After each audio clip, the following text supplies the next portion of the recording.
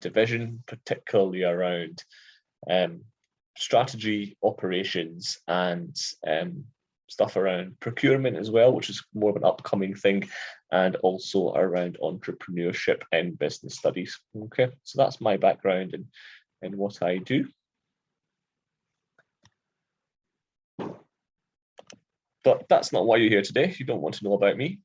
What you do want to do is you want to learn about operations management. And I'm sorry about number 3 and 7. They should also have appeared when I clicked. I must have missed them off when I was doing the transition.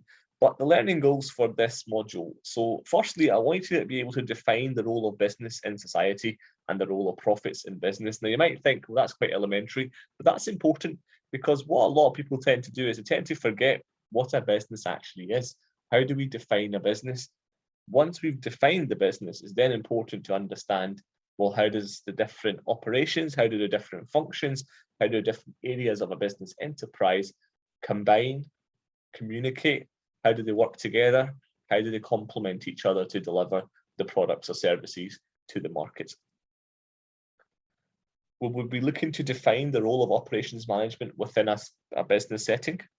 We'll look to describe the concept of command intent. So I'll explain what I mean by command intent, but essentially we're looking here about the difference between what is intended within an organization and sometimes with what emerges, okay?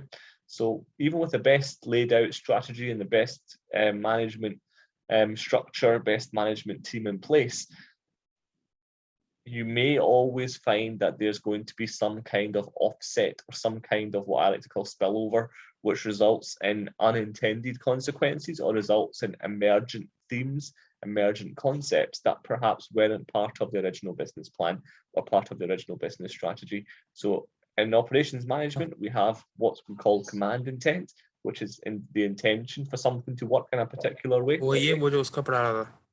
Sorry, can somebody just make sure they're in mute? So I want to join the call and they're not in mute. If you could just please make sure you're always in mute unless you're asking a question. Thank you very much. I want you to be able to describe how operations managers accomplish the command of intent in an organization. I want you to be able to describe the essential operations management tasks. So what are they? What do we mean when we say I am an operations manager, or he or she is an operations manager? What do they actually do? What is their remit? What do they do on a day-to-day basis? I want you to be able to illuminate the differences between a production worker and a knowledge worker. So there's quite a big difference. The nature of the business operations will depend on the nature of work done by a business, whether it's a service sector organization where knowledge workers, for example, the tertiary sector, is very, very different to something like the primary sector where predominantly employees will be working on the front line doing manual and laborious tasks. And finally, I want you to be able to describe what we call the human sigma as a model for customer service operations. So again, that's looking specifically at customer service and understanding how the human factor, or what we call human sigma, becomes an important part of operations delivery. So operations, I hope you'll be able to understand from just the learning goals, is quite a varied and widely diverse subject.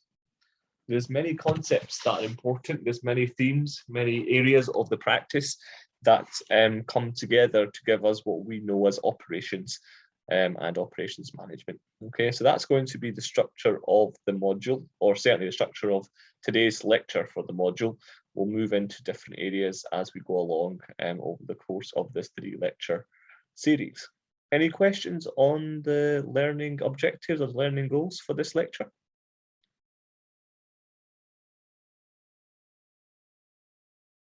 No, everyone happy?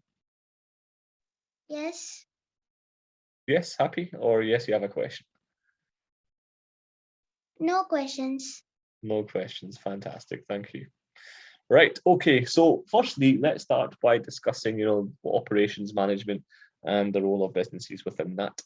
So when most people think of the concept of management, they usually envision what we call operations managers. And to prove that to you, I'm going to open that question to the floor.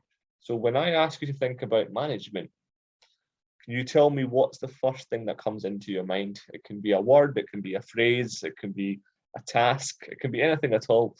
So when I ask you, what is management, or what would you describe management to be? How would you do that? So if you take a minute or two, either come off mute and share your thoughts, or type your answer in the chat, please, just so that I can capture what you think management is.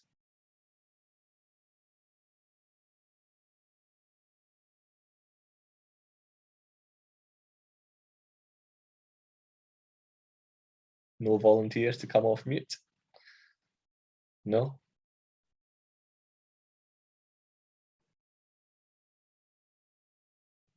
Okay, I look forward to seeing your answers in the chat. So if you could please just type in, if you're not comfortable talking out loud, if you could please just type in your response. So what do you think of when you think of management? Well, how would you explain, how do you understand management based on the tasks, based on the nature of management job as you understand it? Okay, a couple of thoughts coming in. Someone saying kind of controlling things. Okay, interesting, yep. Anne is saying leaders. Okay, interesting, yep. There is a bit of a distinction between management and leadership. If anyone does my leadership module, they'll learn more about how we define management and leadership to be different to each other, but there certainly is overlap, and there is elements of leadership that do apply in the role of managers, so I can absolutely understand that. Anyone else? What do you think of when we talk about management? What's the role of a manager? Okay, Lisa's explaining it to be experience in the industry and delegation of duties through a department. Yep, that's certainly a key part of a manager's job. Certainly being able to distribute workload and allocate or delegate responsibility, to bring all the people together and to do the work with unity. Yep, I would agree with that as well, Gayatri. Okay, so that's useful to capture some of those perspectives. I want you to keep them in mind, because as we work through this next couple of slides, hopefully you'll be able to see what the link is between what you said and what operations management is all about. So operations managers are often referred to as what we call frontline managers. They're typically involved in directly overseeing a business's major functions. So for example, in a pharmacy, it could be something like dispensing prescriptions.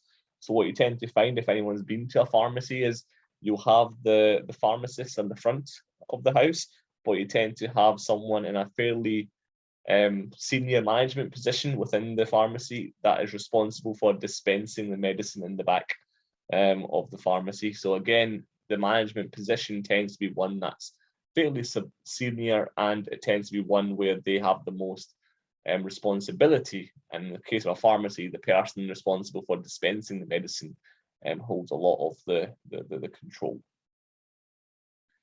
Now, whilst operations managers typically have input within the executive team on all phases of the management of a company, so basically what we're trying to say here is operations managers, they're not just there to be on the front line, they also have a direct line into senior management, maybe not the board, but certainly senior management in terms of operations managers and beyond. So we're talking here about perhaps people that are responsible for running the entire store. So if you're looking at a retail store, people that are responsible for running the entire retail store. You could be looking at people that are responsible for running a geographical area. You tend to find that operations managers will have and will be relied on to provide information that will feed into the strategy or feed into the business plan for changes that are to be made. So the one thing I want to take away from this slide is operations management can be as specific as day-to-day. There will be day-to-day tasks that an operations manager will be involved in. He or she will be delegating work, as was mentioned in the chat, and he or she will tend to have some kind of experience of being involved with the frontline workers, whether it be directly having been in the position themselves or having worked alongside them in a more senior position, such as someone that would be dispensing prescriptions in a pharmacy. And that extends all the way up to people that have a direct line into senior management. Why do they have that? Because they've got unique insights from the front line that can be used to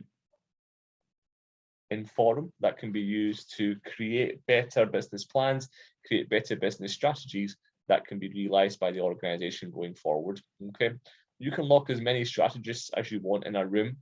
Yes, they'll come up with a number of different strategies, and yes, some of them might be good, some of them might not be useful, some of them may be successful, but the one thing they will tell you is don't discount the impact of someone with frontline experience. Why? Because they're the people that are hearing what's going on the ground. They can talk to your customers, they can understand what the pain points are. They're the ones that are responsible almost for delivering the strategy, delivering the service. So operations management is quite an important function. So hopefully based on that, you might be able to see how your response actually ties into what we would explain as an operations manager. They can extend from frontline all the way up to having a dialogue with senior management. Let's look at different types of operations. Now, firstly, let's look at production. Production is probably the one that's most often used when we try to think about management. We always think about production. We think about shop floor. We think about people that are delegating tasks for employees to undertake. So what is production firstly? So production is the application of resources such as people and machinery to convert materials into finished goods and services. That's one element. But in the context of operations management, it's all about managing people and managing machinery to convert those materials and resources into finished goods and services. So essentially what we're saying here is it's about the production process. Operations managers in a production capacity or in a production environment are concerned with what we call the production process, where they want to ensure that the inputs that they're putting into the process are converted in such a way that they're adding value. That can be, combining different resources, that can be adding knowledge, that can be adding different kinds of value, and then they are submitted as output goods and services that can be sold or that can be further taken on to the next stage, whether it be internally or externally. So depending on the organization, they might be, for example, producers of tires that go on vehicles. So if you are an operations manager in a tire manufacturer, then you'll be concerned with taking the rubber, taking the alloys, taking different functional parts of a tire and selling it on to, for example, BMW or Mercedes or whoever else. So the idea that a production process is all about taking some kind of raw material, some kind of resource as an input, converting it. Now, that can be through machinery, it can be through hand craftsmanship, it can be through a lot of different things, and then turning it into output. Okay, so that's all about the production process. And the production process is one of the most simplest ways in which we understand operations. It's all about taking something, doing something to it, and quaffing it out or producing it at the other end as a good or a service. And the process or the act of doing that is all concerned with the different operations, okay? Different things, different cogs, different processes need to be undertaken in order for us to move from input to output. So that conversion process is particularly important, and that conversion process is where we see the role of operations management as being significant. So with ops management, it's the responsibility of operations manager to execute the vision and mission in compliance with the values of the organization. So what do I mean by that? Well, basically, your senior management will set the direction. They will give you the strategy. They will give you, here is what we want to do in 5 years' time. And that's very good. You might want to double your profits in 5 years' time. Okay, but how are you going to do that? How do you operationalize it? How do you go from having a target and turn it into an every day, every week, every month goal? How do you go from having £100,000 in profits today to having £200,000 in profits in 5 years' time? What's the process of getting there? What does your business need to do better? What does it need to get better at? Okay, so the responsibility of operations managers is to convert the strategy, is to convert the business plan and turn it into the day-to-day to-do list almost, okay? Here is what must be done today, here is what must be done this week, here is what must be done this month. And the idea is that by the end of the period, whether it's 6 months, 1 year, 5 years, the business will have achieved its goals, achieved its objectives, and hit home on the strategy it's set. Okay.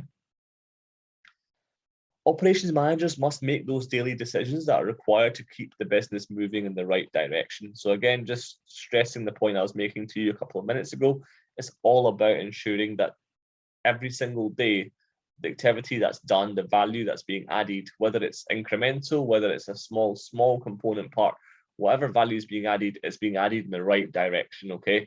You're not going off tangent. The operations manager is there to make sure that what's being applied on the shop floor will guide the organization towards achieving the goals and trying to ensure that the business is performing in line with the strategy or in line with the business plan that's been set. What does it involve though? So operations management undertakes a number of different tasks, and that can be, for example, controlling. So somebody mentioned controlling thing or controlling stuff. Absolutely.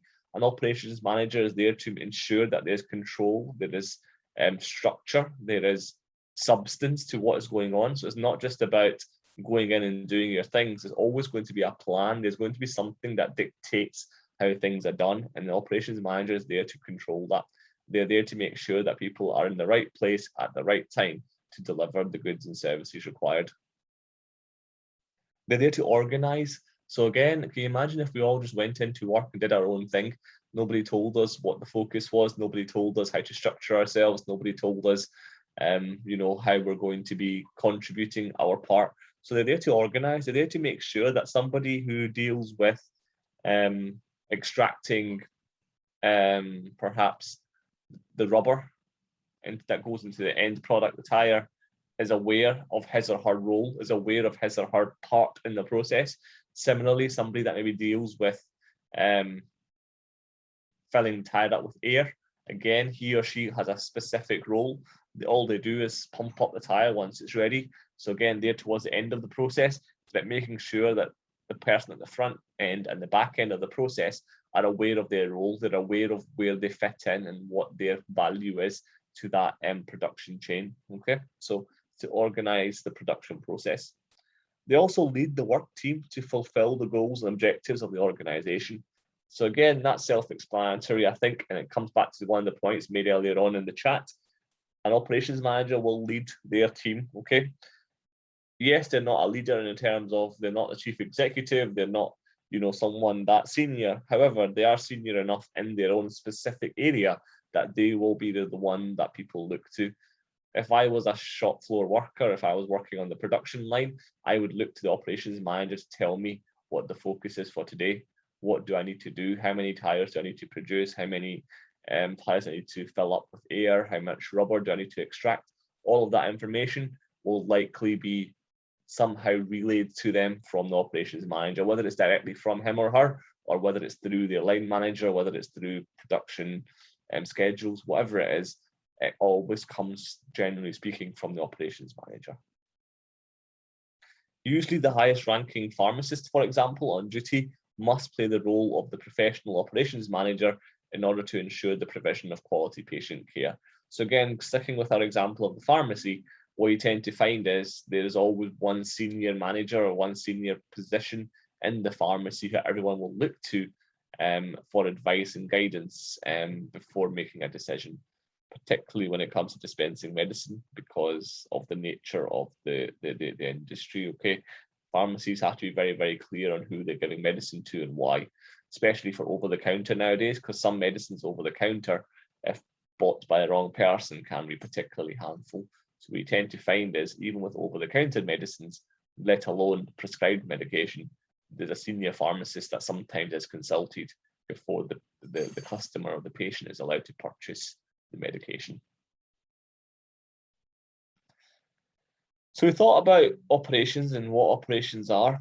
What about production systems? So a lot of the examples we've been giving have been around production line. We talked about a pharmacy, we talked about a tire manufacturer for an automobile company. But let's think about what we call production systems. So I've got a couple of examples here for you, and then list out some of the primary inputs. So for example, if you work in a department store, Some of the key inputs to having the department store there are the buildings in which you work. Okay, so they're important. They're input. If the building wasn't there, customers wouldn't have anywhere to go to buy your products. So buildings are important. The displays, customers need to see what they're buying. You're not going to buy, if you're going into a department store, the likelihood of you buying something without first seeing it is very, very unlikely. We also have scanners. So again, in order for you to purchase your product, chances are there'll be scanners at the tills. Your product has to be scanned either by you at self-checkout or by the checkout assistant in order to process your order. The actual goods and services are the merchandise. So whether it's clothes, whether it's footwear, whether it's other types of apparel, there will be some kind of merchandise that's being sold. The personnel, the people are part of the input, whether it's a shop assistant, whether it's the people that work around the back that retrieve your products, whether it's the people that work at the tills, whether it is the people that operate the security, whether it's people that do the logistics in terms of making sure that products are taken from a shop, taken from the the back office and put on the shop floor. All of these roles are important. They're inputs into the process of delivering you the department store experience. The supplies, so again, the little things that they need. Sometimes as basic as pen and paper, other times more important, such as the barcodes that go on the clothes, so you know the price, so the scan, so it can easily be scanned, so on and so forth. Okay, so a lot of different things that have to come together for a department store to exist. And utilities.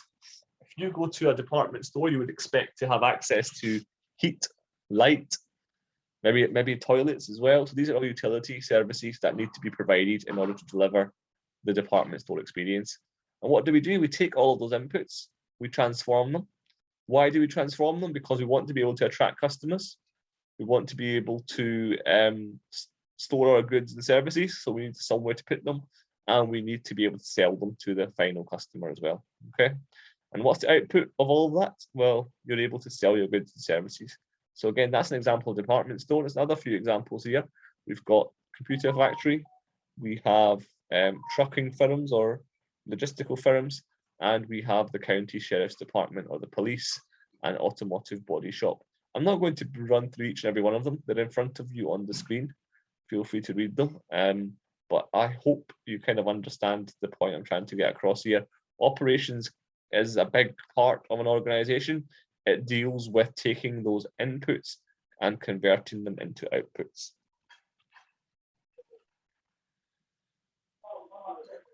The role of business in society and the role of profits in a business. So this was something I said was going to be a key goal for us to consider. So the role of the business is important. The role of what the business does is also important. And the role of profit is probably the fundamental thing that's driving everything together. And I'll explain that in just a second as to why it's important. The profession, for example, of pharmacy exists in society to provide a variety of goods and services related to the appropriate management and use of medication. Okay, so that's why a pharmacy is there. It's to serve people like you and I with access to medical supplies, and it's done appropriately. Okay, they make sure we don't have too much. They make sure we have the exact right both concentration and quantity of medication.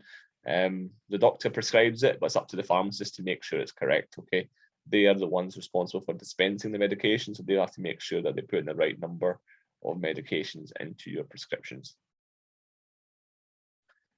These goods and services provide an array of benefits to the patient, healthcare providers, and society at large. So that's fairly obvious. I don't think I need to explain that.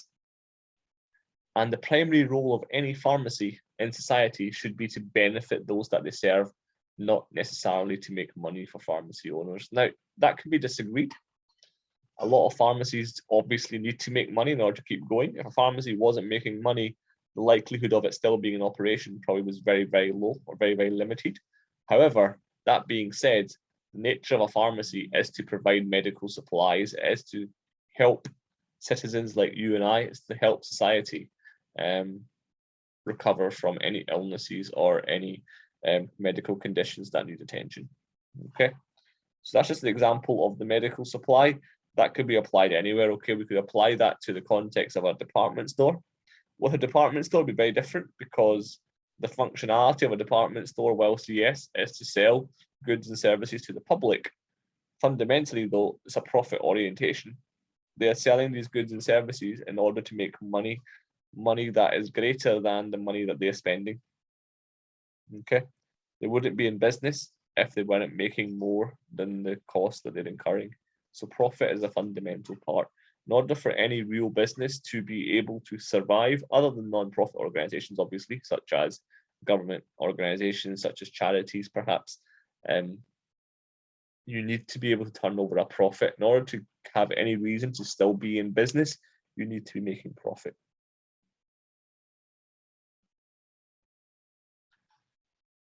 So let's continue with what we're talking about here. If any pharmacy, for example, fails to bring in enough revenue to cover their expenses, then that pharmacy will not be able to continue to provide goods and services that create benefits for others. So again, revenue is important. Okay, yes, the pharmacy exists to serve ill customers or ill patients, but at the end of the day, if it's not bringing in enough money to cover its expenses, then it's not going to exist. It needs to, at the very least, be able to cover its expenses. It needs to be able to justify its reason for existence. So it needs to cover its costs through the generation of revenue streams. Oh, sorry, don't know why that happened. And for profit organizations in a market-based economy, pharmacies must be able to generate a profit large enough to justify the owner's investment in an organization.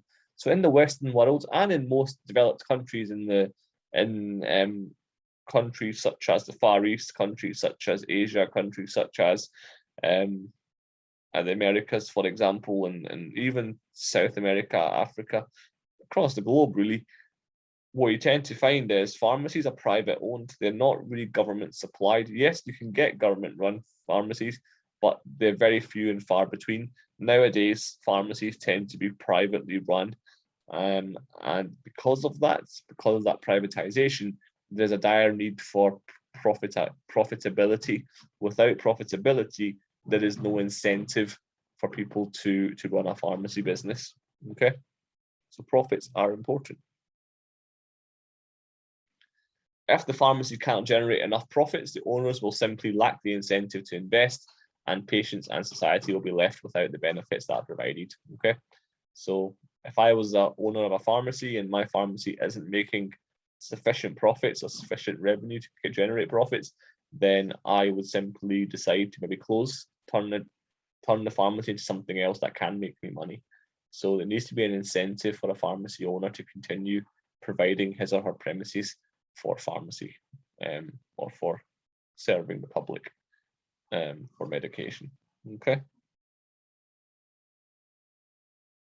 A good way to demonstrate how this principle works is to ask the following question. If we're looking at the pharmacy sector, well, why did you choose pharmacy as your career path? Okay. Now, people might have different reasons. Some people might want to serve society. They want to give something back. They want to be in a position where they can help others get better. Some people might have said, well, they enjoy their job. They enjoy being a pharmacist, or they feel the responsibility of ensuring that prescriptions are done properly. So there's lots of different reasons why someone might choose pharmacy as a career path. Typical response, however, tends to be, I want to help people. I'm sure a lot of you on the call, if you were in a similar type of job, would probably give a similar answer. Okay, you want to help people. You're in a pharmacy role because you want to try and ensure that medication supplies are issued to people that need them, as and when they require them. Students, however, are afraid to mention money as a motivator because they fear this motivation will appear unprofessional. At the end of the day, why do any of us go through education? Why are any of you today joining this call? Because you're here to improve your chances, to improve your prospects of making more money. Would that be a fair assumption to make? Anybody want to challenge that assumption? No, all fair. Yep, I thought it would. I'm the same. I'm here today because I'm making money. I am teaching and I'm being paid for by London School of Business and Research to be here. As much as I enjoy teaching, as much as I enjoy helping people learn, I wouldn't be doing this perhaps if it was for free, for example. I'm doing this because I'm being paid to make sure that I deliver a service to students. So money is a driver, and that's as true, and that's similarly true for business. Okay, business, as much as they can say that they're here to do this, deliver a social good, here to be sustainable, here to do something different, fundamentally the reason for a business exists is to make money, is to make sure that it's generating enough revenue to cover its costs and hopefully make something on top. Most pharmacists, for example, would like to seek a greater return on their investment of time, effort, and financial resources. So if I'm a pharmacist, I'd be thinking to myself, okay, I am making money, but am I doing things the best possible way? And this isn't just pharmacy, sorry, I've included pharmacy because the previous time I used the slide deck, I was gearing this lesson towards the pharmacy industry. The students that I was teaching were from a medical background. But it doesn't have to be pharmacy. You could apply this in any context, okay? You could look at this from the perspective of a restaurateur. You own a restaurant. You want to see greater return on your investment. You may be someone that runs a department store. Again, why are you running a department store? Because you're trying to sell products and generate revenue, generate profit, which should hopefully be greater than the cost that you're incurring. Okay, so please don't get worried as to the pharmacy thing. It's just to give you an example to bring the question to life. In any business, in any profession, there's a public mission, okay? So you tend to find any organization will publish on its website mission or some kind of vision statement, and that tends to be around serving society, around ensuring that, you know, business is doing the right thing, it's using things sustainably, it is, you know, not harming the environment, so on and so forth. So that's always going to be there. But there's always a private mission as well. Now that private mission may or may not always be transparent. Most organizations wouldn't outright say our mission is to generate as much profit as possible because it makes them seem greedy, okay? But at the end of the day, that is true. That is why they're in business, firstly. They wouldn't be in business if they weren't there to make as much money as possible. So there's always a private mission, and that private mission will be around the generation of income or the generation of revenue. Without that revenue, without those profits, the business simply wouldn't have any incentive to exist. I believe there's a chat that's come through. Let me just click on that. Somebody's asking if pharmacy is more of a private mission. So it depends on where you're based, Harris. So pharmacy, in some parts of the world, you're absolutely right, is private sector. In some parts of the world, it's public sector. So for example, if you were to, I don't know if anyone here is currently in the UK, but pharmacy prescriptions in Scotland are subsidised by the Scottish government, okay? So a lot of pharmacies are still private. However, prescriptions are free for Scottish patients. They don't pay anything for their prescriptions because they're all subsidised by the Scottish government. However, if you travel to England, the pharmacy sector is slightly different. It's still private.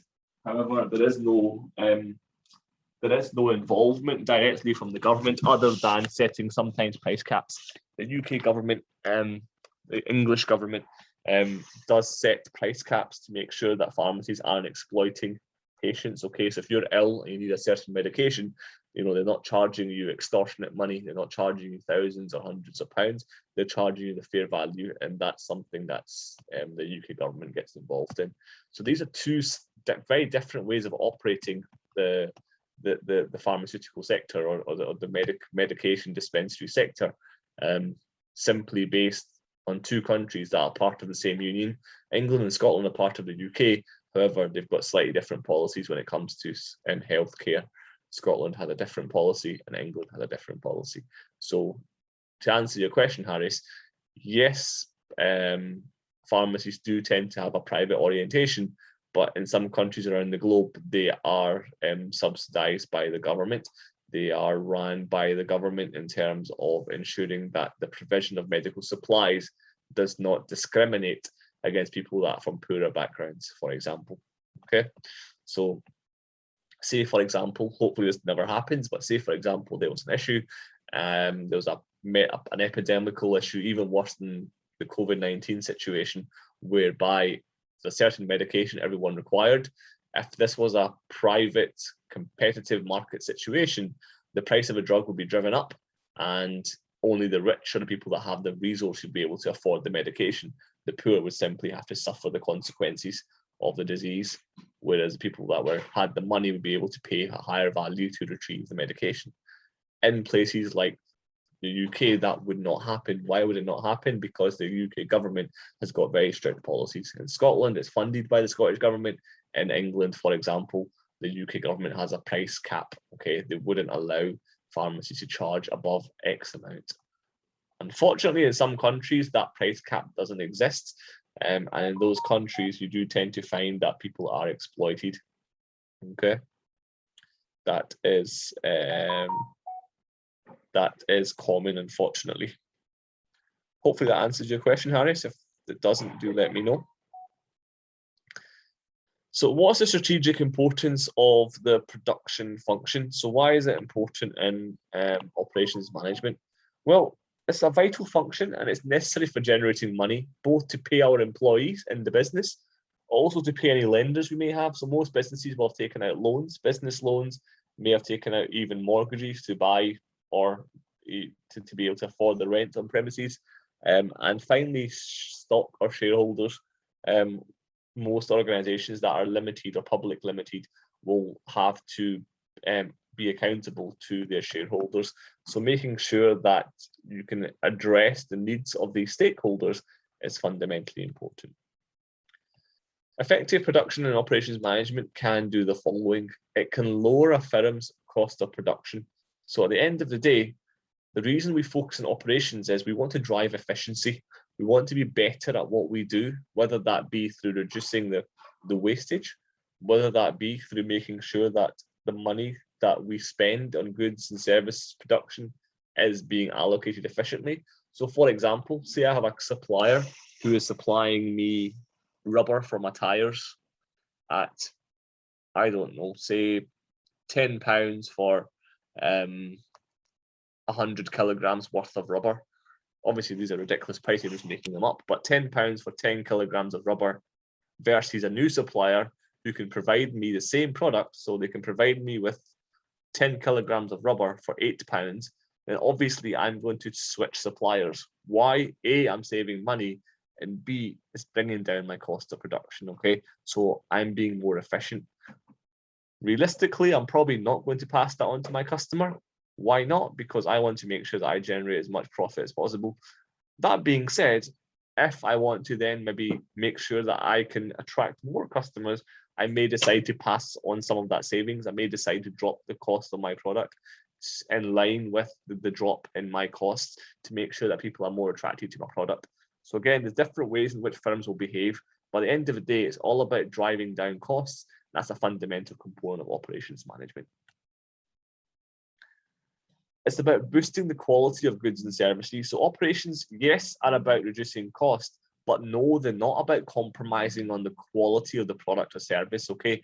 You want to make sure that the goods and services your organization provides are still being provided at the very least the same standard, if not a better standard, okay? So whilst, yes, you're looking at ways to drive in efficiencies, reduce wastage, to find cheaper options, at the same time, you're trying to make sure that those cheaper options or those efficiencies are not impacting the quality of your product or service, because that's what customers have come to expect of you.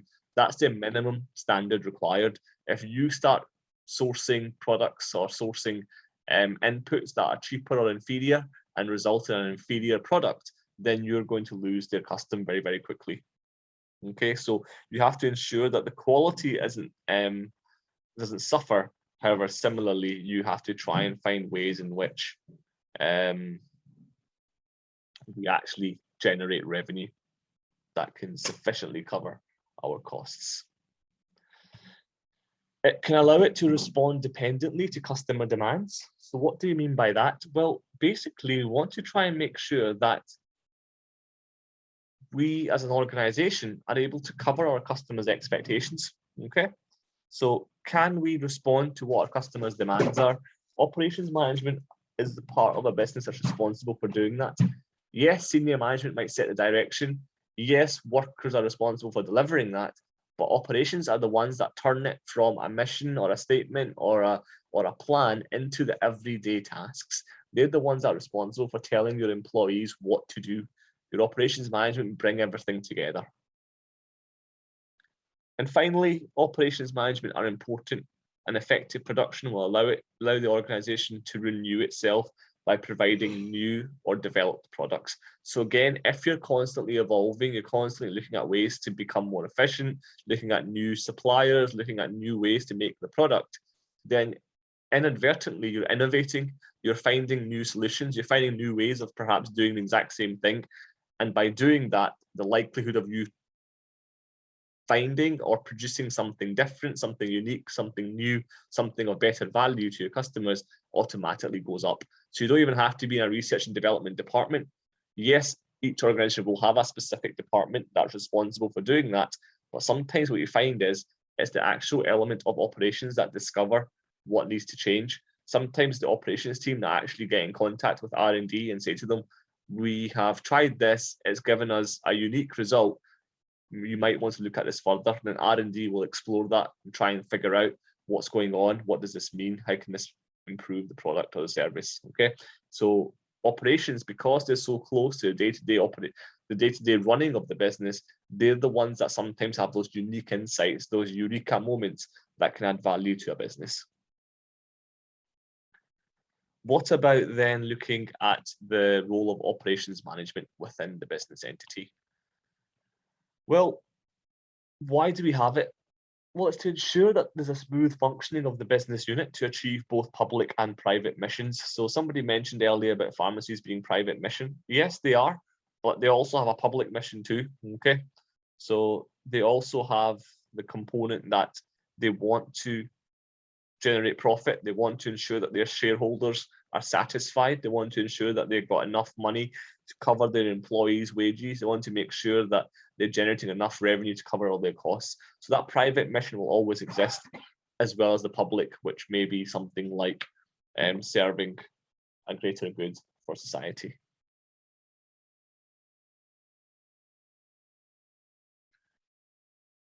To perform the function for the sake of which the institution exists.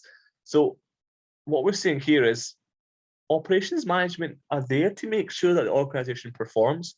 Okay, so why does this business exist? It exists to provide a certain good or a certain service. Yeah. Without that, there'd be no point in being in business. So for example, why do I shop from Apple? I shop from Apple because I trust the quality of their laptops and the mobile phones. I have an Apple phone, I have an Apple laptop because I trust the quality of Apple products. If all of a sudden Apple's operations were to fail, iOS software, was to go down and just not work properly, or the quality of the Apple product was to reduce substantially, then you could ask, well, what is the point in me buying from Apple, firstly? And secondly, what kind of operations are actually being run?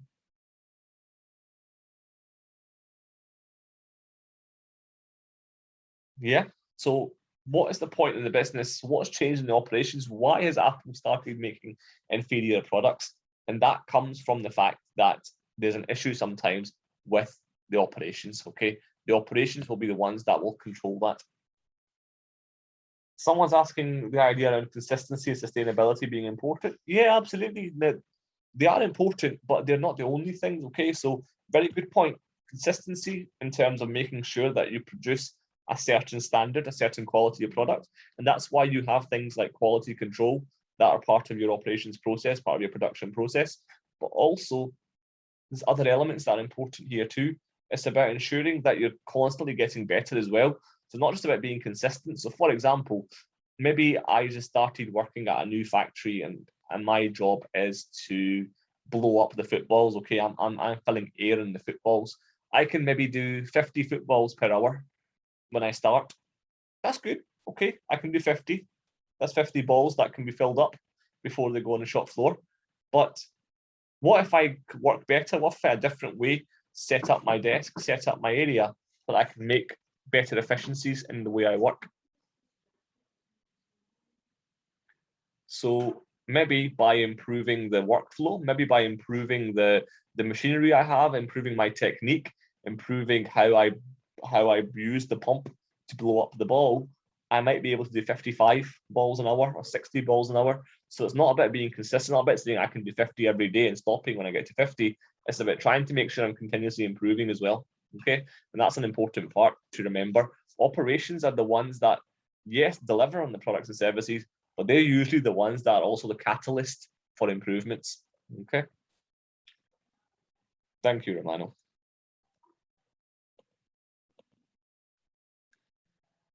They're also there to make work more productive and the worker more achieving. So again, I guess that covers the point I was making to Romano there. It's about ensuring that things are constantly evolving, constantly getting better. Okay. It's to manage the institution's social impacts as well. So what do we mean by that? Well, it's about managing how does the business face up to society? How do we meet societal needs? And how do we discharge the social responsibilities as well? So by social responsibilities, we mean how do we make sure we're meeting society's needs? And that can be, for example, through what Romano was saying about sustainability. Okay, making sure that the products that we're using, we're not harming the environment, we're not, contributing to climate change, negatively, we're not creating single-use products that then have to be thrown away and can't be recycled, etc., etc. So there's lots of different parts, and operations might not have a say in how that's done, but operations certainly have a say in how it's done on the floor. Okay, they might not be in charge of the strategy, they might not be able to contribute to strategy making, but they certainly contribute to the day-to-day part. Okay, they can make sure that on the floor what they're doing is done in a sustainable way. They can make sure what they're doing is done in a way that it doesn't compromise on quality of the product, it doesn't compromise on different components of the production process. Okay. And finally, operations must understand the vision and the mission, as well as the goals of the organization, in order to direct, I should say, their workforce, not his workforce. Apologies. I should be more neutral in my language. So whether it's a male or a female operations manager, he or she will need to understand, well, what is this business trying to achieve? Okay, what is the strategy for our business? What have our senior managers, our CEO, our chief operating officer, what is the strategy they've set? And what is the role of my area? How does my function, how does my operation, how does my production process contribute to achieving that strategy? Now, my contribution might only be 1%, it might be 10%, depends on the size of my operation. But at the end of the day, whatever my people are doing will likely contribute to how successful our organization is to achieve that strategy. An operations manager will be responsible for trying to make sure that he or she is fully aware of the strategy and the vision and is able to translate that into what needs to be done on the floor, the shop floor, to make sure that the organization can deliver on that strategy. Okay. Oh, there's another question come through. Let me just address that first. How can a business that is entirely based in making profit do social work? That's a very, very good question, Harris. And it's one that probably multiple organizations face on a daily basis. Okay, that trade-off between profitability and doing what is seen as being the right thing or being the most socially acceptable thing. And unfortunately, that's what it is. It is a trade-off at the end of the day. I don't think there's a single business enterprise out there, certainly not a profit-making one, that can claim they're doing everything they can to contribute to whether it be sustainability, whether it be corporate social responsibility, whatever it may be. Yes, they are contributing, and yes, they'll be allocating some of the revenue that they generate towards becoming more sustainable, towards becoming more aware of their impact on society and CSR goals and objectives. But there's always going to be more that can be done. Okay, so that's not to say that the way I would look at this is being a socially responsible business isn't a tick box exercise. You can't tick the box and say I am the most socially responsible business, because the needs of society are constantly changing. What society you want today or tomorrow is very, very different. Okay, things will change, new things will emerge, new issues will come to light. So there'll never be a point at which a business can claim that they are fully aligned to the social responsibility, fully aligned to the sustainability efforts of society. Instead, what they will say is, here is what we've done to contribute, or here is what we've done to try and clean up our act. Here's what we've done to improve what we do so that we're not harming the environment, we're not harming the planet, we're not harming different efforts being taken by different places. Okay, so hopefully that answers your question, Harris, but really it's about saying, how do we take some of our profit, take some of the revenue that we generated and feed that back into society? How do we use that to best serve our customers, best serve the local communities where we operate? 100% is never going to be all of the profit. No organization is going to say, okay, this year we don't want any profits or any dividends. We will just reinvest everything that we make back into sustainability or corporate social responsibility. That's never going to happen. I can't think of one example of such organization that's done that. Certainly not a profit-making one. So to answer your question, there's never going to be a point at which we can say a private business is solely socially responsible or solely sustainable focused. Okay. Right, let's move on because I'm wary of time. We've got a lot of content to cover. So the management structure, and this is probably even more clear to those that perhaps have done some of my strategy classes, it's all about requiring multiple roles to be played, okay? So there's multiple functions that an operations manager will play in the structure. In a large public corporation, so a PLC, you tend to find that there's a CEO whose responsibility is to direct the strategic planning. Sorry, whoever that is, could you please make sure you're in mute? Unless you have a question to ask, you always make sure you're in mute. Thank you. So again, the CEO is responsible for having the strategic plan. Okay, he or she will be the one that sets the grand strategy for the business. You know, what's the business going to do? What's the business going to achieve in the next 3, 5, 10 years time? Okay, that's what they'll be there to do.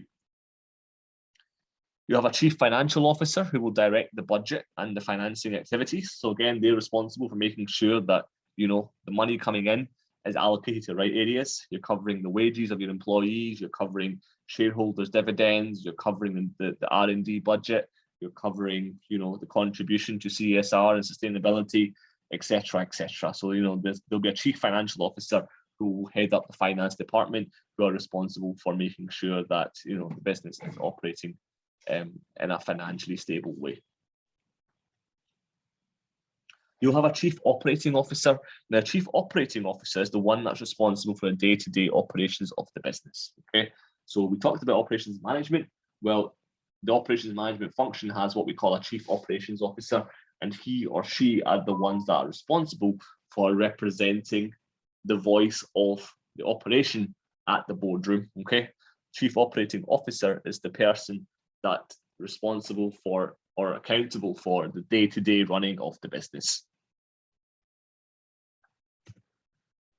In a small business, so let's move away from the PLC example where we have, you know, boards and we have CEOs and CEOs, etc., etc. In a small business, for example, an independent community pharmacy or a small niche consulting firm, you tend to find that there's usually a single person that plays many, if not all of those roles. So for example, around the corner from my flat, there is a grocery store. That grocery store is run by an elderly man and his wife. They're the only two people that work there. He owns the store, so he's the owner. He's also the one that's responsible for running that store every single day. Him and his wife work there every day. He employs his wife, at least on paper, even though they're both husband and wife, and, you know, I'm sure they don't have a formal relationship in terms of employee and manager, but he employs his wife. The store is his, and his wife works with him or for him, depending on how you look at it. So that's an example of someone who's a CEO and an operations manager in the one go, and probably responsible for the finances as well. He probably looks after the budgeting and how money comes in and out of his business. So in a small business, you tend to find that one person can wear many, if not all of these hats. The operations manager will focus the energy and the intent of the organization on what must be done today in order to accomplish the long-term goals of the business. Okay, so the role of the operations manager is to make sure that the intention to achieve a strategy is there. Okay, they want to achieve those long-term goals. Now, these focused activities must also behave in line with the vision, the mission, and the values of the organization. I've already said this, I'm not going to labor this point, but the operations manager will make sure that what's done day to day is also done longer term in terms of ensuring it fits in with the long-term strategy. And then we have the most basic level. Operations managers decide what must be done right now. So they must make that decision. What is the focus for today, this week, this month? They will make that choice.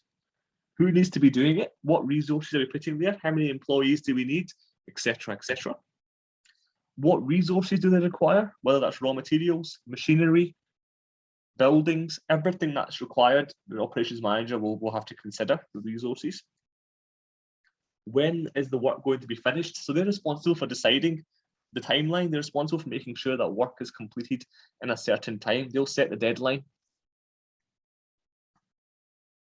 Let's think about this after the break, guys. Let's take a quick break. I just realized I've been talking for 1 hour. My voice needs a rest, and I'm sure you probably need a rest from me as well. So let's aim to be back in 10 minutes time, if that's okay.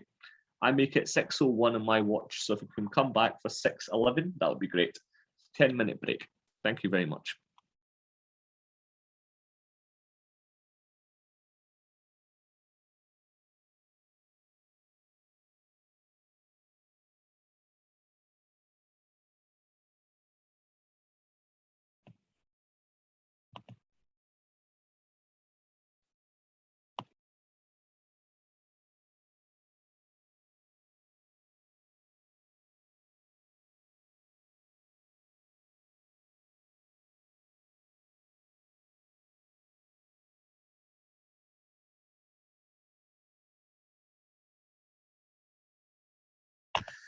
Right, recording started again, and I'm just sharing my screen once more. Okay, so let's pick up where we kind of left off. So what kind of decisions fit under the scope or the purview of operations management? Well, there's kind of, broadly speaking, 6 key areas or 6 key components that are important here. On the left-hand side, we've got designing goods and services, process strategies, managing the quality of the products and services being produced, the location strategies, the layout strategies, and finally, human resources. Again, I'm not going to go into detail on each and every one of them because the kind of explanation is there on the screen in front of you, but as you can see, a very broad spectrum there. So operations concerns the design, the production process, the quality of the finished product or service, where it's being made, how it's being made, the layout in terms of the workflow. So, you know, what does the production line look like? And finally, human resources. What are the kind of people components that need to fit into that process? Okay, so there are a lot of different functional component parts that make up what we call operations management.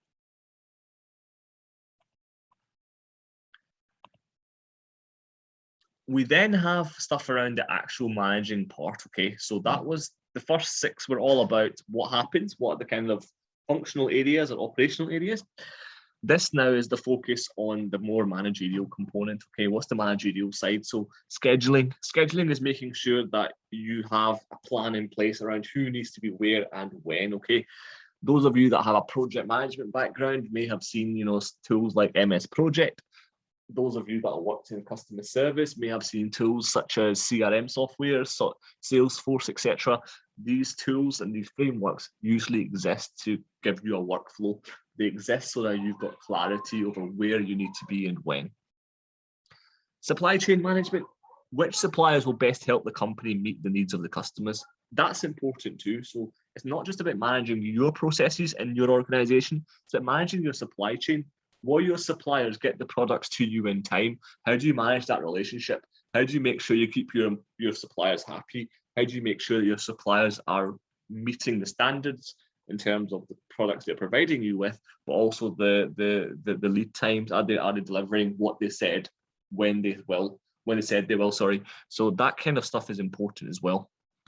Inventory management, that's all about making sure that you have enough in your warehouse to be able to meet the demand, to be able to meet the production process needs, but similarly not too much such that it can maybe go to waste, it can maybe cause major financial losses if anything was to happen. Say, for example, unfortunately, these things do happen, there may be a fire.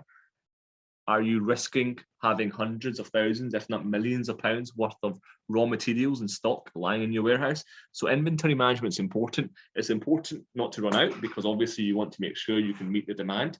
But similarly, it's important not to have too much because having too much and then maybe demand disappearing means you've got too much of the raw material lying there where it's going to go to waste. So that's money wasted. Or potentially, and more fatally, there may be issues that may cause theft, that may cause a fire, damage to your inventory. So again, making sure that your inventory is in a controlled environment. Maintenance, how do you keep everything going? It's making sure that the machinery is being maintained, making sure that the facilities are up to standard, making sure that you are delivering the utility services required for your workers to do their job. That's some of the more managerial component parts of operations functions.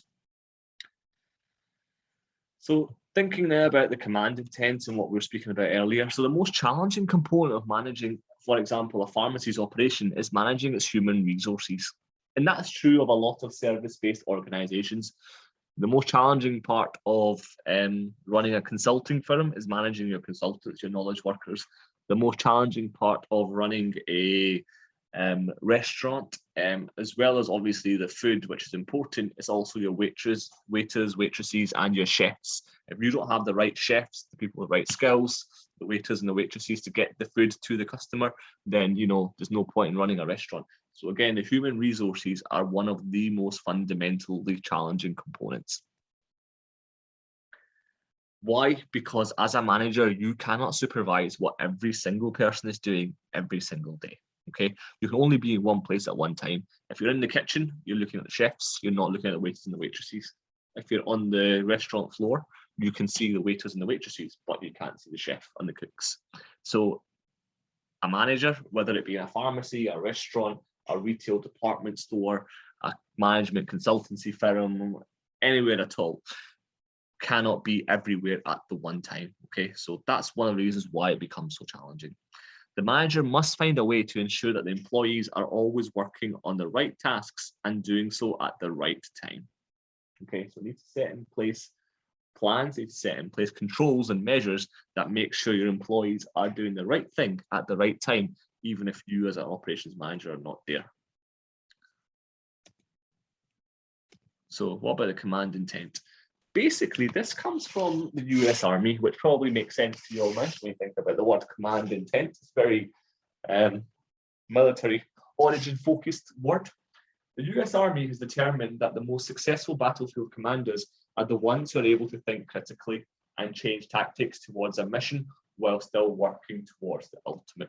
What do you mean by that? Well, basically, the ones that are actually on the front line, the people that are in the army and are actually doing the frontline battle, winning the war for you, they are the ones that are actually able to think and change tactics the best.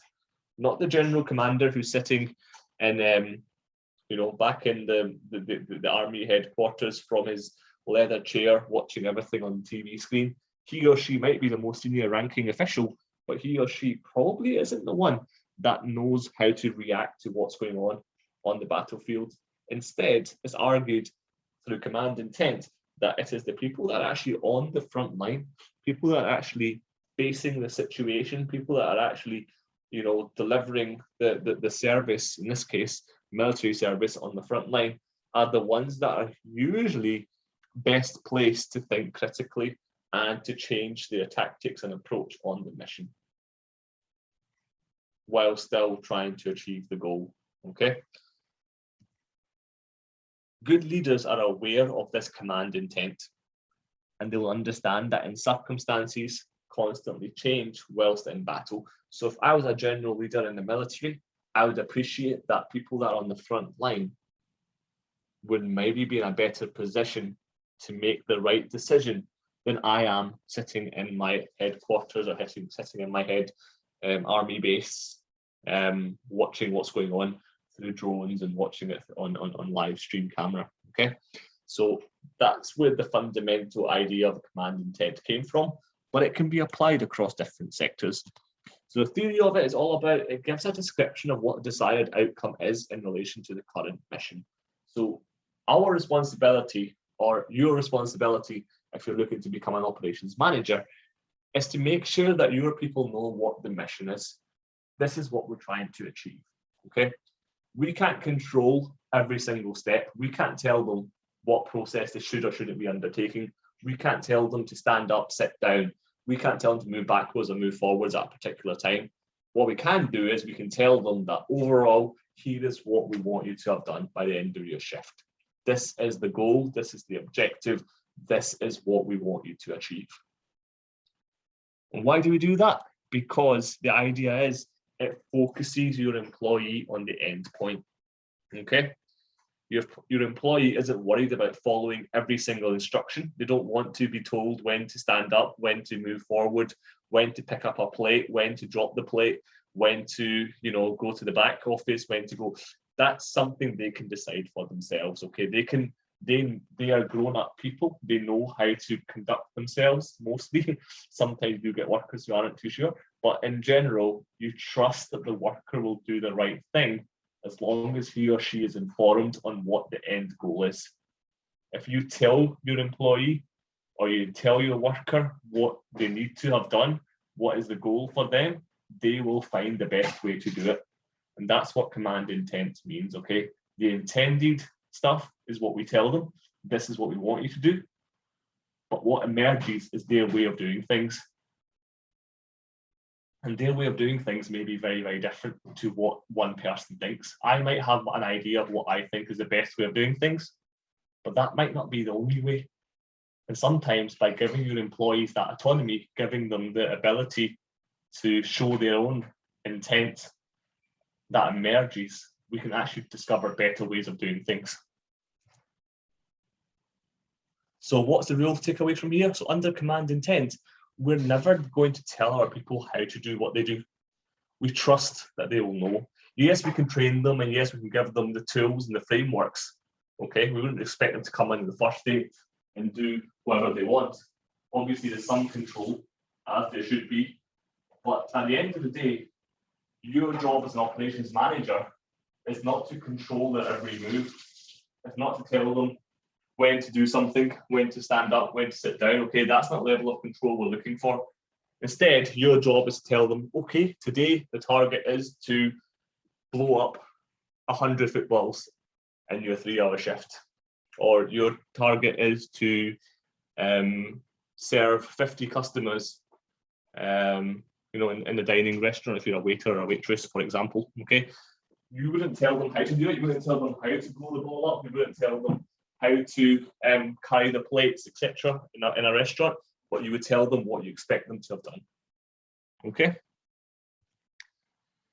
I'll give you another example, again from the pharmacy, I believe. So a vision statement for a community pharmacy may be to be a recognized leader in customer service by providing affordable, timely, and effective drug therapies to improve our patient life. So that's the vision, that's their kind of mission or their strategy. That's what they claim they're going to do. They're going to be the leader in customer service by providing affordable, timely, and effective drug therapies to improve their patients' lives. The stocks arrived into this pharmacy on Tuesday. There's additional scheduled Tuesday staff call in sick. Okay, we have a problem. We had additional staff to come in to try and make sure that they could unpack all of the supplies that were coming in and get them ready on the shop floor, and they've called in sick. The employees will recognize the priority of the customer service and cease putting away the order to help meet customer demand. What do you mean by that? Well, the people that are there at work, they will recognize, okay, this person has not arrived. However, our goal is to be the best for customer service. So even if it means that we don't get all of the delivery cleared, our focus should always be on serving the customer. As an operations manager, I shouldn't be there. I shouldn't feel the need to always be there. to tell my workers to do that. They should be autonomous. They should have the autonomy to be able to make that decision by themselves. And that's an example of what we call command intent, okay? The command is given from above around what we expect of them. We don't tell them necessarily the micro how steps, okay? We don't break it down to the nth degree so that they know exactly how to do it. They should know what they should be doing roughly, but how they do it is up to them. What they prioritize is almost up to them as well, as long as they deliver on what we want them to do. In this case, to deliver the customer service. Okay. So what about operations management and command intent? Well, the operations manager knows the command intent and how to communicate it. The operations manager must set specific goals for what needs to be accomplished. Again, what I was saying to you, the role of the operations manager would be to set the objective. What should be done? What is the goal?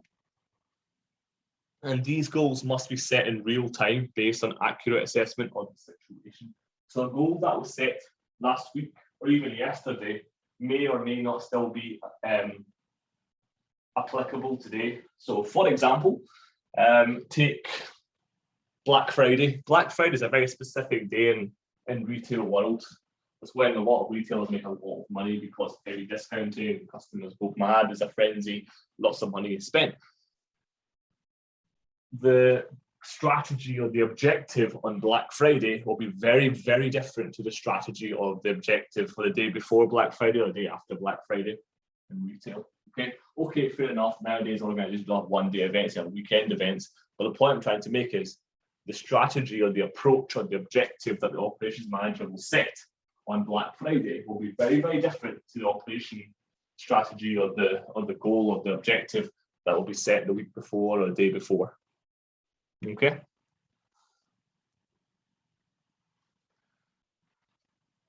Again, if we think about the pharmacy example and we say we wanted to improve the speed and the efficiency of the patient service, what would we do first? We'd have to recognize what the bottlenecks in the service. If anyone's not aware what the bottleneck is where perhaps, if you think about a bottle, the neck is where it starts to get smaller, it starts to get constrained. So when we talk about a bottleneck in a workflow or the bottleneck in a process, we mean the bit where our flow of products, our flow of services gets constrained, okay? Is the pharmacist's time being used efficiently? Is the pharmacy running in such a way that the pharmacist is being utilized properly? Is the business meeting achieving its productivity goals? So again, if you're having a business meeting, why are you having it? What's the point in getting all of these people that should be on the shop floor, serving customers, making you money in a room to have a meeting? What's the purpose of the meeting? Are they learning something new or is this just wasting time? So again, think about that, okay? Think about productivity of your staff. The more time they're away from their shop floor, the more time they're away from their day job, the less productive they're being, the more wastage there is. And that's not to say you shouldn't be taking them away for team meetings. They are important. Team meetings add value. It should always be done. They should be done in such a way that they are doing just that. Okay, they are adding value. Your employees are not just feeling like, they're coming off for the sake of coming off to have a team meeting. There's a purpose to the team meeting. It informs them. It allows them to learn something new about the business, allows them to become better decision makers so that when command intent is employed, they will know how to make the right decision themselves. What about offering more services to customers? So again, at the end of the day, as an operations manager, I probably don't know enough about each and every customer to be able to make that decision myself. But what I will find is my employees, people that work for me in the pharmacy, they will have the expertise and the talent to make it work. They will listen to the customer. They will understand what customers are saying, what the pain points for our customers. They will know that. Okay, and they can then help design the solution. Yes, they might not be involved in implementation. Yes, they might not be involved directly, but they will play some role in the implementation. Okay. It's about creating and maintaining a collegial work environment for employees. So again, respect in the workplace is becoming more and more important, increasingly important, particularly in service based. Oh, to be fair, it's becoming important everywhere, and so it should be. You know, every employee should be taught and treated in a respectful manner. However, you tend to find that in services sectors, it's becoming more and more important, because in services sector, your employees are the ones that are responsible for delivering your service. The good or service is delivered through your employee. He or she not being on board, or he or she made to feel like they're not part of the team, can be a problem, because then that will impact on the quality of the product or service being delivered. Do your employees enjoy working at the pharmacy? That's an important question. Are they challenged to do the best? Does the team work well together when it matters? So again, coming back to the pharmacy example, the pharmacists and the people that work in the pharmacy are the ones that are responsible for delivering the excellent service to the patients. So if they're not motivated, or they're not working to their best self, they're not excelling, then why does it matter? How are you going to achieve the best customer service if your people aren't motivated to do the best they can? How can you improve the knowledge of the healthcare team members?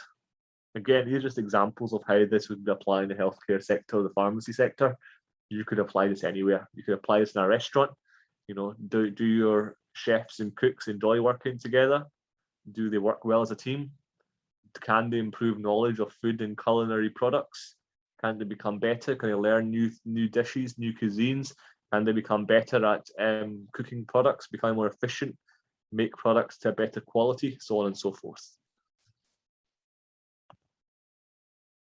Executive level management sets out what we call the vision and the mission. We've talked about this already. Operations will use that as a guidance, okay, to create the goals or the commands of intent for that business.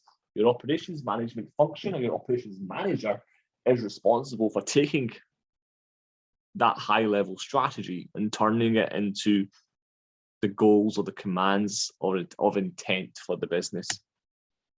The operations manager then must turn these goals into actions that create results. So the operations manager will take those goals, those high level missions and those visions, and turn them into actions. Okay, they will say, right, what needs to be done in order for us to achieve this goal, to achieve this mission? And they will turn that into objectives and goals for the shop floor staff to follow. The list of operational goals should be formulated with feedback from employees, from customers, and from management. Why is that important? Well, employees, because they're the ones that will be delivering on it. So they need to be in the conversation. They need to know what they're signing up to. Employees, customers, because they're the ones that are affected by the service. Now, obviously, you can't ask each and every customer. What you can do is do customer satisfaction index surveys. You try and understand what's important to your customers, and then you can use that information to understand whether or not what you're planning is going to be effective. Okay, or you can do what's called beta testing.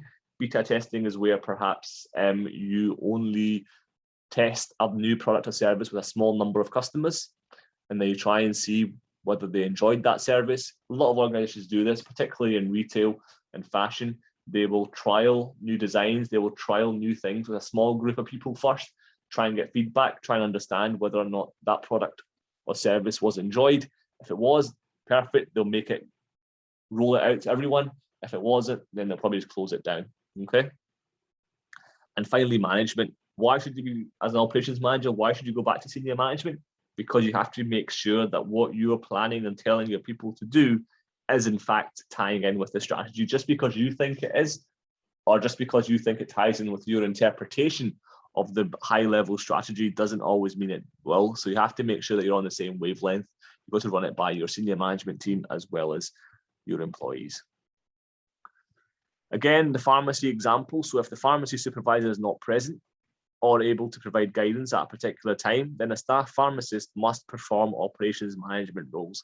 Now, that's true in any business environment, whether it's retail, whether it is restaurateurs, hospitality. If the actual operations manager for any reason is off sick or not able to come to work, the most senior individual currently working for the business assumes that responsibility. He or she takes on the role of acting operations manager. This is why in a pharmacy context, from an administrative staff pharmacist, they all have some degree of management skills, okay? And again, as I said, that is true across lots of different sectors, not just medical services or life sciences or healthcare. When the official pharmacy supervisor is off duty, it must be clear to the work team who is in charge. So again, it's about making sure that if your operations manager is not there, some people must know who is acting, who's your deputy operations manager, who's your deputy supervisor. Tasks that are actually performed. So they come up with specific plans of action to meet the goals. Each goal has a number of tasks associated with it. Tasks drive what pharmacy managers do on a day-to-day basis, and tasks will change depending on the circumstances of the day, and the ways to accomplish these tasks can also change. And tasks are what employees must complete in order to accomplish the intent of the pharmacy. So again, some of these are pharmacy specific examples, but you can apply them anywhere, okay? It doesn't have to be the context of a pharmacy business. You could look at, as I said, a restaurant, a retailer. You could look at practically any type of organization or industry sector you may wish to.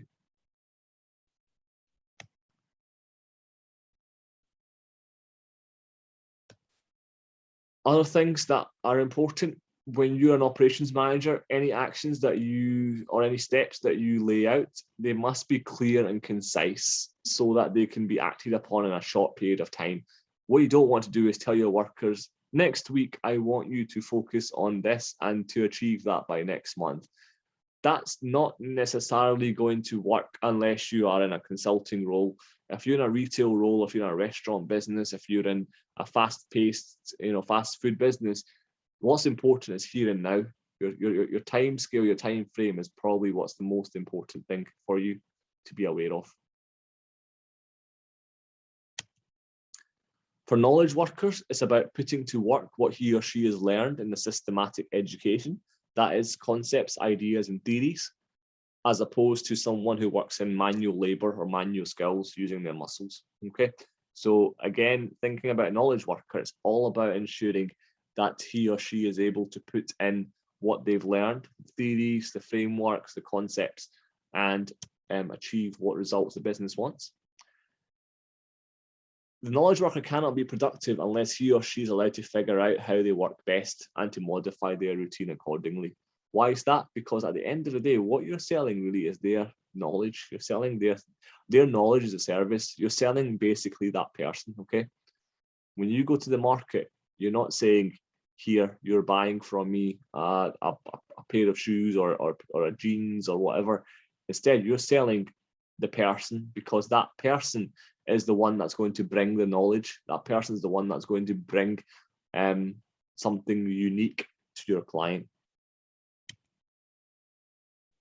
Comparing a knowledge worker to a production job or a production worker, well, production tends to be optimized every step of the way, okay? It's all about consistency, it's all about repetition, it's all about efficiencies. But when you compare that to a knowledge worker, it becomes different, because the end product is going to be very, very different. A, depending on the customer. So who's the customer you're serving? What's the customer's needs? But B, it depends on your employee as well. Does your employee behave in the same way as every other employee, or does your employee does things their own way? So again, knowledge worker has a lot more autonomy over how he or she delivers the product or service. And as an operations manager, it's your job to make sure that your knowledge worker is empowered to figure out what the customer wants and what the customer needs, and then to modify the process to deliver the correct product. Why is that important? Because as you can imagine, as customers, we are very complex people. What I think is good service might be very different to what you think is good service. You might be someone who doesn't enjoy making conversation with the waiter. You just want to go in, be left in peace, focus on having your food, having a good time with whoever you're with, and that's it. You don't want to make small talk. However, I, on the other hand, enjoy the company, whether it's waiter, waitress, whoever it is. I like talking to them, I like socializing. So I'll be looking for them to be a lot more talkative, a lot more active, a lot more social. So again, I would classify that as being a good service. But if someone was doing that to you, you may classify that as bad service because you don't enjoy that. You enjoy being left in peace. You enjoy a waiter coming, taking your order, then going away. You don't want them to keep annoying you.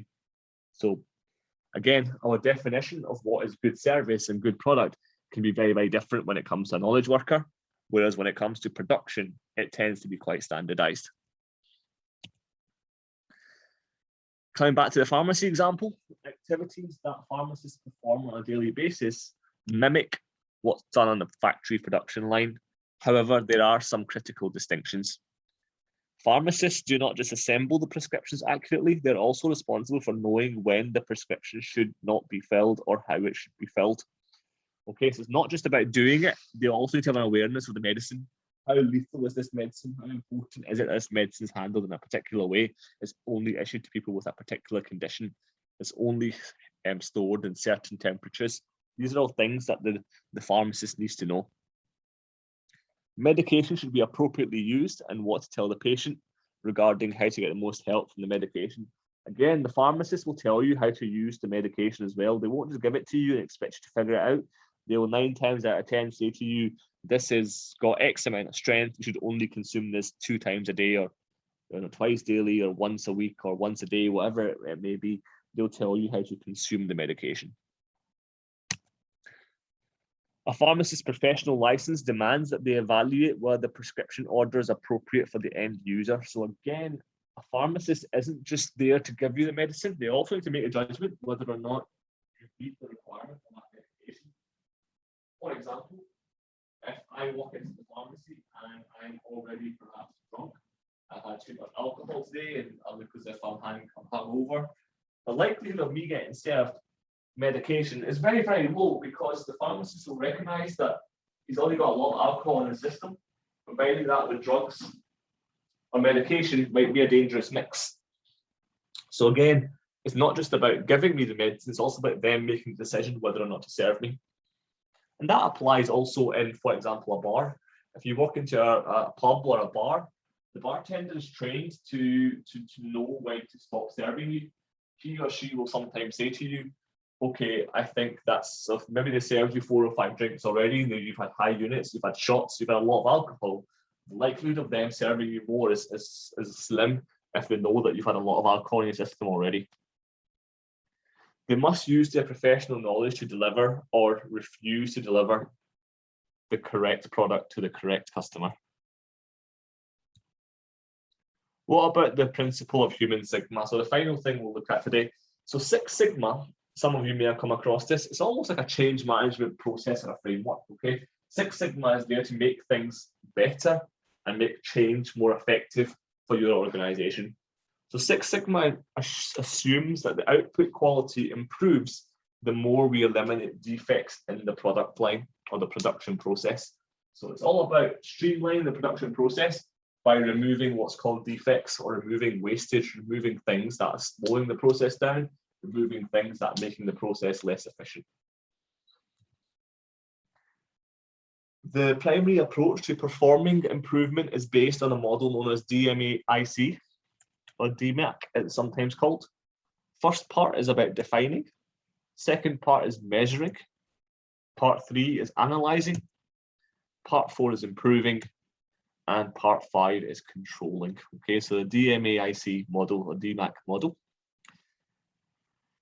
The intent of the 6 Sigma approach is to create high quality, identical outputs from standardized inputs. So what do I mean by that? Well, the intent of 6 Sigma approach is to create something that meets the quality standard or exceeds the quality standards using the exact same outputs,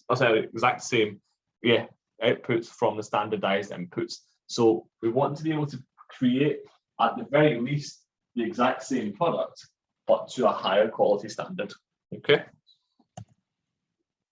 Unlike a production line, consumers of services desire and need different outputs, and those desires and needs are framed by the circumstances of that specific encounter. What do I mean by that? Well, for services, the output will be very, very different, okay? And that's framed around the needs of the customer. The example I gave earlier of being in a restaurant, where perhaps you do or you don't enjoy socializing or making conversation with the waiter or waitress, whether or not the waiter or waitress makes conversation with you and socializes with you may have a direct impact on your interpretation of how good the service was. Okay, these are just little things to keep in mind. For example, no two patients encounters are ever identical. Okay, even if they're getting medication for the same condition. And that's the exact same thing I was trying to get across with restaurant example. Even if I'm ordering the exact same dish as you are, my understanding, my interpretation, my expectations of the restaurant experience may be very, very different to yours. So when it comes to a service or a knowledge worker, it can be difficult to standardize. You can't standardize it. You can standardize production. You can use Six Sigma. You can try to cut out the waste, cut out the inefficiencies. But how do you do that in service? That's the question. That's where Human Sigma comes in, okay? So Human Sigma is a play on the Six Sigma approach. It's based on the following fundamental principles. Employees and customer experiences should be measured and managed under the same department. The employee customer experience is directly linked, and to manage them separately would be inefficient. So what do we mean by that? What we're trying to say is we should measure employee and customer experience under the exact same bracket. A happier customer will likely mean a happier employee. Why? Because, for example, in the context of a restaurant, if the customer is happy, he or she may leave a bigger tip for the waiter or the waitress. Therefore, they'll also be happier. Similarly, if we look at it from a retail perspective, if the customer is happy with the customer service, he or she will probably leave a good review, customer satisfaction index score, and that will then be reflected in that employee's performance. So again, there's lots of different ways in how we can tie together the relationship between the customer and the service worker. Feelings are facts. Customers that passionately advocate for the company through word of mouth, advertising, are the backbone of any successful business. No matter how much an organization spends on advertising, no matter how much it does or doesn't pursue social media, traditional media, newspapers, TV adverts, etc., etc. One of the fundamental components of any successful business is the word of mouth part. Okay, so by that I mean customers that trust the brand, customers that trust what your organization does, they're the ones that will probably win you new customers. Why? Because as human beings, we trust each other. I would rather trust what you tell me about a brand than what they tell me in the newspaper or what they tell me online, because obviously the business is going to be biased. The business is going to tell me how great they are. They're going to tell me how much, you know, they care about the environment. They're going to tell me how great their products are. They're going to tell me how their products are the best. But if you've already consumed their product, if you've already tried their product, you've already used it, you bought it, then you're probably going to add more value to my understanding. Okay, how you feel about that company, how you perceive the service to be, is going to influence my understanding. So say, for example, a new restaurant just opened, seafood. Now, I love seafood. You've already been to this new seafood restaurant, and I ask you for a review. Now, you could tell me it's it's the worst seafood restaurant you've been to, you had food poisoning. That's going to impact my perception of that restaurant. Even though I haven't been, even though I haven't tried the food myself, but the fact you're telling me that it's the worst seafood restaurant you've been to, you got food poisoning, the food wasn't done to your standards, your expectations, then that's going to have an impact on my approach or my decision as to whether or not I decide to dine in that restaurant. So feelings are facts, okay? Customers that advocate for your company are probably more powerful than any single advertising medium or advertising channel. If you think globally, measure and act locally. What does that mean? Well, nowadays, a lot of organizations, especially the ones that we use on a regular basis, the likes of Apple, the likes of Microsoft, the likes of Coca-Cola, you know, these big brands, Nike, Adidas, they work on a global scale, okay? They provide their products and services in Europe, in Asia, in Africa, in Americas, you know, different continents, different countries across the globe. But each location they operate in will have its own what's called location strategy, okay? Why? Because there'll be certain rules, there'll be certain regulations about how they can and can't do business in that country. There will be certain expectations culturally that'll be very, very different. I'll give you an example. If you take Muslim countries, for example, unless you go to the touristy areas, you know, for example, if you go to Dubai, if you go stay at a hotel, you probably get served alcohol predominantly. But if you go to rural parts of UAE or United Arab Emirates, you struggle to find very many bars or restaurants that serve alcohol, particularly the same level of alcohol in terms of how much alcohol is available. Why? Because strict Muslim countries do not consume alcohol. So that's a regulatory thing. If you open up a restaurant in rural UAE and you start serving a number of different alcohols, the licensing board won't like it. They'll shut you down and they'll probably serve you with notice to, you know, perhaps even put you in jail for defying the regulations and laws.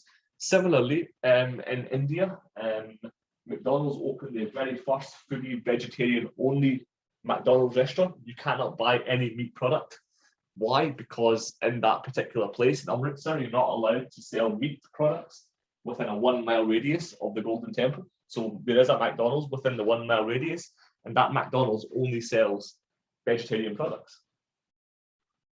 Okay, so these are all things that businesses have to change. They have to adapt. Now, obviously, if McDonald's opened a vegetarian-only restaurant next to me, I probably wouldn't be happy because I like McDonald's because I like the meat product, I like the Big Mac, I like the chicken sandwich, so on and so forth. So it's all about adapting to the needs, the culture, the regulations in a particular location. It's about engaging the people and giving them the command intent that they will need to improve local performance. So again, if I was an operations manager dependent, you know, my operations function covers the whole of Asia. Okay, that's a very big function, but say it covers the whole of Asia. My understanding of Asian culture or Asian rules and regulations is going to be very, very limited compared to the people that work for me on the ground. People that work in countries like Japan, China, India, Pakistan, you know, all these countries, they're going to be more knowledgeable. They're going to know how to behave, how to conduct themselves, how to meet the expectations of the customers on the ground. So that's where command intent becomes important. And there's one number that you always need to know with Human Sigma. It's that one performance metric that strongly predicts the success and future organic growth of a company. The Human Sigma metric, it involves the levels of customer and employee engagement, okay? The evidence has shown that when you combine customer and employee engagement together, you end up with high levels of synergy. You end up with high levels of engagement that allow you to understand the needs of the customer as well as deliver the expectations of your employees. The sum of the two is always greater than the individual part. By only keeping your customers happy, you're not going to succeed. By only keeping your employees happy, you're not going to succeed. The only way you can succeed as an organization, as an enterprise, is by balancing the two. And Human Sigma is finding ways in which you can achieve that synergy between your customer and your employee.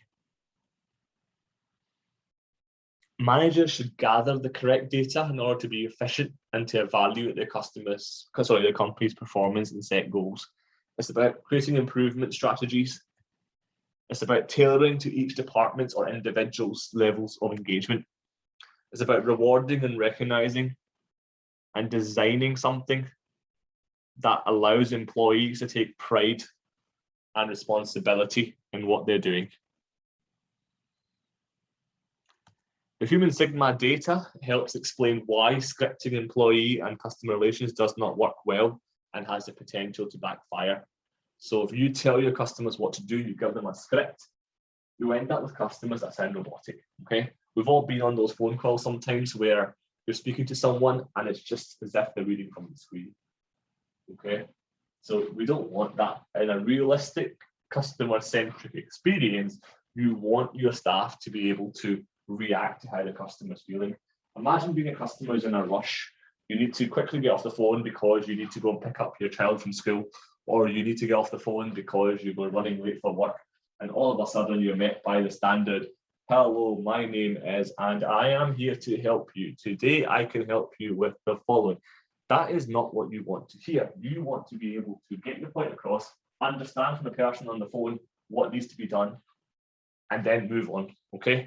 You don't want to be stuck in a scripted, predetermined way of operating. The Human Sigma data suggests that to form long-lasting relationships with your customers and to make them value your company above the competition, the company must go beyond simply trying to achieve customer satisfaction. Okay, so in order to make your customer stick around for longer, it's not just about satisfying them. It's also about engaging them. Okay, if you meet my needs, good. I'm getting what I want from the product. Yeah, I'm happy. But then what happens when I outgrow the product? What happens when I don't need the product anymore? What happens if, you know, okay, I like the product today, but I might not like it tomorrow? Lots of examples of that. Products become old, technology becomes old, we move on, brands become irrelevant. If you go back 10, 15 years, BlackBerry, everybody wanted to have a BlackBerry. BlackBerry was the big phone everyone had, both in for work purposes, but also for socializing. A lot of people had BlackBerries, generally speaking. They died. Go back further, Nokia. Everyone wanted to have a Nokia. I had a Nokia. I'm sure you had a Nokia on the call as well. They died. So things are constantly evolving. Just being able to meet the customer's needs today or satisfy them today doesn't mean you're doing enough. You have to be able to engage them. You have to be able to reach them on an emotional level, create loyalty. A good example of a company that done that, Apple. Apple's got strong brand loyalty. I know people that will buy a brand new iPhone every single iteration. I wouldn't. I feel like it's a waste of money. I'm not that brand loyal, but I know people who are. I know people that would buy the new iPhone. They would queue up outside the Apple store, waiting for the store to open so that they can buy it the very day it's released. And that's all possible because of Human Sigma. I've got another example of pharmacy. I'm not going to cover it. I think you get the hint. I think you understand how it works. Essentially, there's 4 key dimensions. Number 1, what do I get? Do I know what's expected of me at work? What materials and equipment do I get to use? What do I have to give?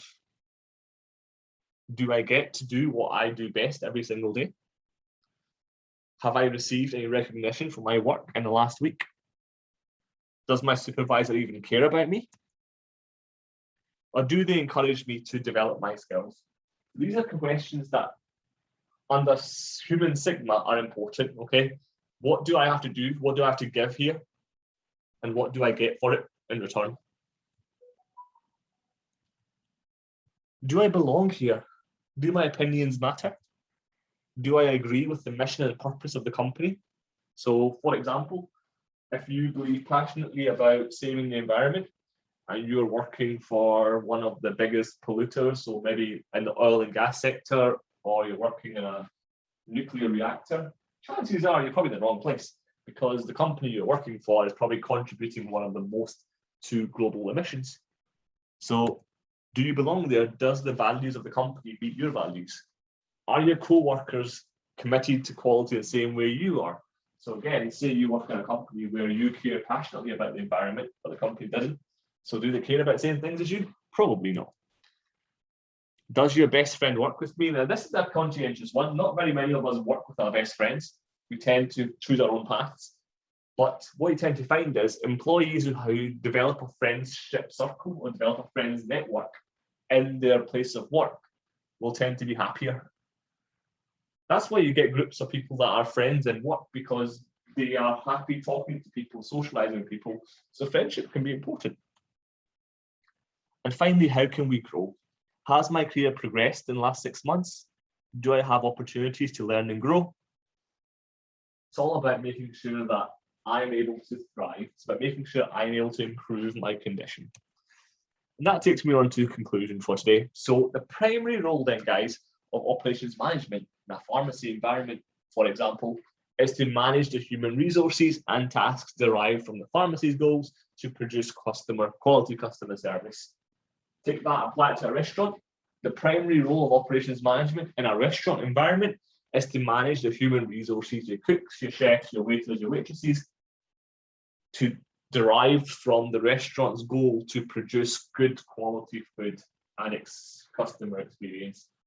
Okay. The transformation of human resources and physical goods into what's called a custom solution. So again, giving your employees the autonomy to come up with solutions that meet the needs of each individual customer. So customizing it for each individual patient is what distinguishes the pharmacy, is what distinguishes a restaurant, distinguishes the retailer, distinguishes the manufacturer. So again, no matter what the context, the example is still the same. Goals should be derived from the overarching vision. Again, as I said, the example I gave in this was pharmacy because I was dealing with medical students, but tasks should be clear, concise, and measurable, and the operations managers must prioritize tasks for completion. Your role as an operations manager is not to know everything, it's not to be there for everything, it's to be in a position that you can delegate, that you can tell people what the goal is, what the objective is, and use command intent and encourage them to use their not common sense, but certainly their initiative in terms of being able to react, in terms of being able to what's the word I'm looking for? To be able to customize the service that they're delivering to their customers to ensure that they get what they want. And that is the end of today's lecture. So thank you very much for joining, and I hope you took away something useful that you can apply going forward. When we next reconvene on Monday, we'll look a little bit more about the strategy of operations management and how strategizing, so the top level function, is important feeding into operations management. Today we looked at the role of operations in terms of a link between employees and customer satisfaction. Next time round, we will touch more on the strategy component. Great. Any questions before we finish up?